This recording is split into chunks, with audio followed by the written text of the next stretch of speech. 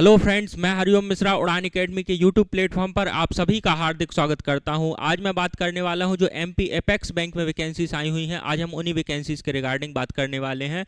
तो जिनके फॉर्म जो है आपका 6 जनवरी से भरना स्टार्ट हो चुके हैं और लास्ट डेट ऑफ सबमिशन जो है आपका वो 5 फरवरी है। अब आगे बात करते हैं इसमें कि आपका एसेंशियल क्वालिफिकेशंस क्या रहने वाला है और जो है किस किस डिस्ट्रिक्ट में ये वैकेंसीज आई हुई हैं। आगे बात करते हैं।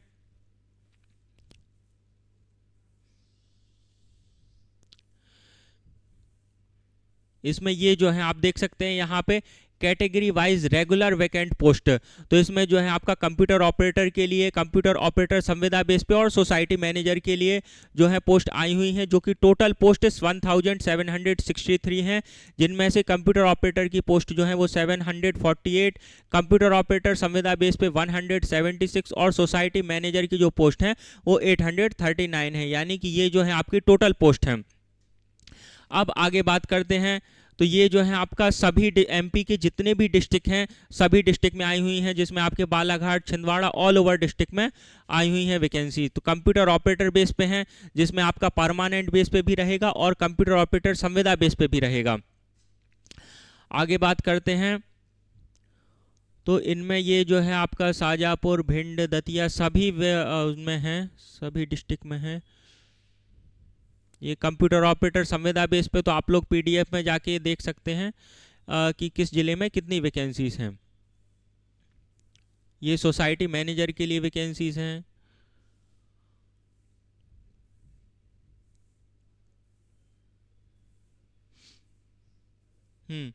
अब बात करते हैं जो आपका क्वालिफिकेशंस मांगा गया है इन पोस्ट के लिए। तो जैसे कि आपका कंप्यूटर ऑपरेटर का परमानेंट बेस पे पोस्ट हो गया, कंप्यूटर ऑपरेटर का संविदा बेस पे पोस्ट हो गया और सोसाइटी मैनेजर के पोस्ट के लिए। तो कंप्यूटर ऑपरेटर का जो पोस्ट है उसके लिए आपको चाहिए है बैचलर डिग्री जो आपके पास में होनी चाहिए किसी भी गवर्नमेंट रिकॉग्नाइज्ड यूनिवर्सिटी से, और प्लस आपके पास में 1 ईयर कंप्यूटर डिप्लोमा होना चाहिए, जैसे कि DCA हो गया, PGDCA हो गया, ये आपके पास में होना चाहिए। वहीं सोसाइटी मैनेजर के लिए भी graduation from a government recognised university, knowledge of Hindi and English typing will be required. तो यानी कि आपके पास में ये ग्रेजुएशन की डिग्री भी होनी चाहिए और आपको जो है हिंदी एंड इंग्लिश टाइपिंग का नॉलेज भी होना चाहिए। अब बात करते हैं और प्लस आपके पास में जो है DCA या PGDCA या और कोई 1 ईयर का कंप्यूटर डिप्लोमा आपके पास में होना चाहिए, या फिर आपके पास में बी जो है CSE, IT, MCA, BCA, MSc, BSc, MTech ये डिग्री आपके पास में होनी चाहिए। AICT approved polytechnic diploma in computer science, computer applications and information technology में, या फिर आपके पास में BSc BCom degree which include the subject of computer will be valid. यानी कि आपके पास में BSc या BCom की भी डिग्री है तब भी आप इस फॉर्म को अप्लाई कर सकते हैं, पर उसमें जो है आपके पास में include 1 subject of computer will be valid. यानी कि उसमें जो है जब आप BSc या BCom की डिग्री कर रहे होते हैं तब उसमें आपका कोई ना कोई कंप्यूटर से रिलेटेड सब्जेक्ट होना चाहिए। यही जो है क्वालिफिकेशंस आपका कंप्यूटर ऑपरेटर संविदा बेस के लिए भी मांगी गई है। Graduation from a government recognised university, knowledge of Hindi and English typing, यानी कि जो है आपको Hindi and English typing must required है, ये आपको आनी ही चाहिए, इसका नॉलेज होना ही चाहिए।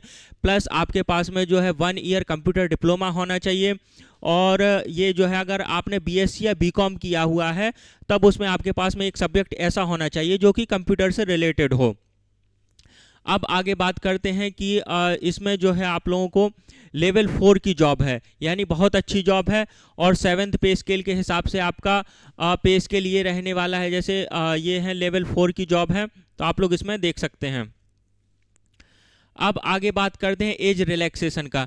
तो एज रिलैक्सेशन में सबसे अच्छी बात इसमें यह है कि जिन भी स्टूडेंट्स के पास में MP का डोमिसाइल सर्टिफिकेट है तो उनको एज रिलैक्सेशन मिलेगा। बाकी जो अदर स्टेट्स के कैंडिडेट्स इस फॉर्म को अप्लाई करेंगे तो उनको एज रिलैक्सेशन नहीं मिलेगा। यहाँ पे देख सकते हैं फीमेल कैंडिडेट को 5 ईयर का एज रिलैक्सेशन, और SC ST को 5 ईयर का एज रिलैक्सेशन, OBC 5 ईयर्स।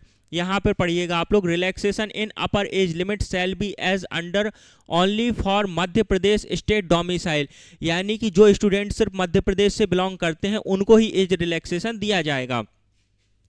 अब आगे बात करते हैं जो कि आपका कंप्यूटर ऑपरेटर ये हो गया संविदा बेस पे वैकेंसीज हैं। अब बात करते हैं इसका जो आपका सिलेबस रहने वाला है।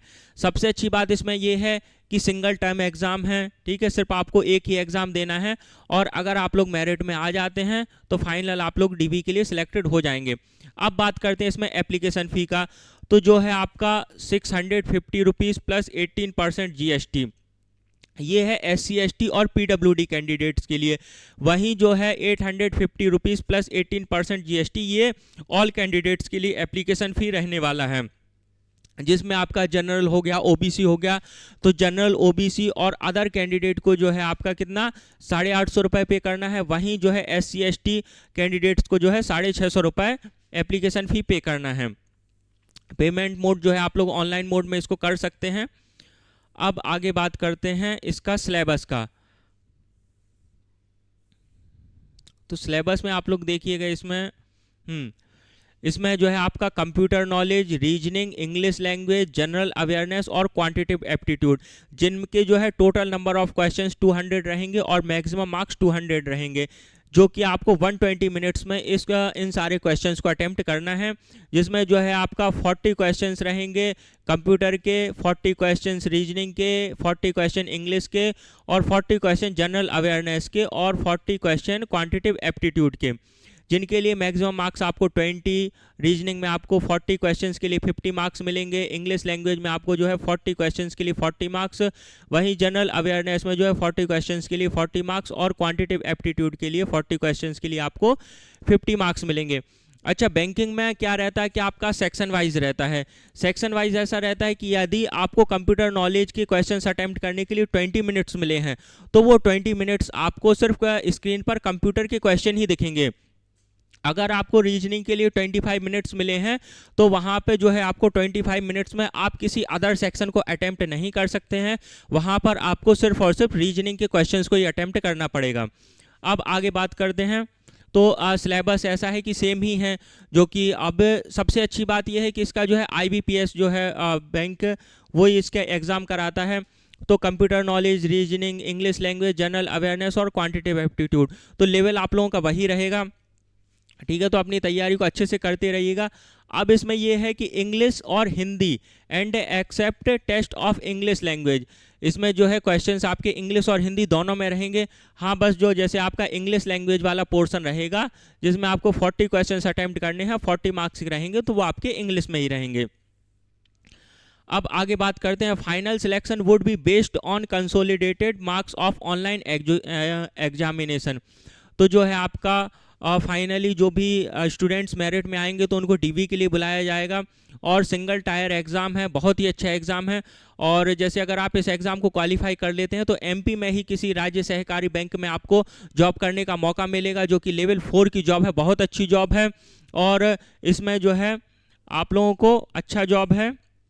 बाकी बात करते हैं एग्जामिनेशन सेंटर्स की, तो आप लोग देख सकते हैं भोपाल, ग्वालियर, इंदौर, जबलपुर, सागर, उज्जैन, सतना, यहाँ पे जो है आपको एग्जामिनेशन सेंटर मिलेंगे।